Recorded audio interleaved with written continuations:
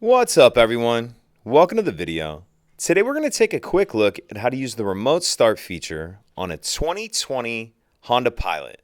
So taking a look at the Honda Pilot's key fob, this button here that's almost a full circle, that's going to be the remote start button. In order to use the remote start, we're first going to lock the vehicle. Then we're going to hold that button down till the vehicle starts.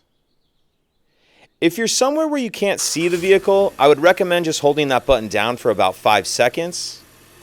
If we want to cancel the remote start, turn the vehicle off before we've gotten in it, what we'll do is just hold that remote start button down for a few seconds. You can see it'll turn the vehicle off. Now let's go ahead and remote start it again.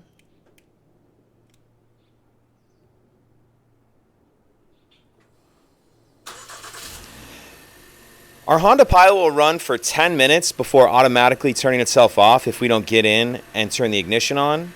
If we want to extend that runtime an additional 10 minutes, we'll repeat the first step, press the lock button, and then hold the remote start button down.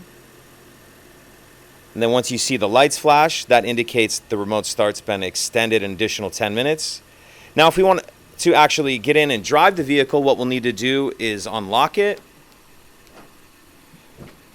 And then we'll get in, and just as we normally would, to start the vehicle, we'll press the brake in, stop start button, and now we're ready to drive as normal.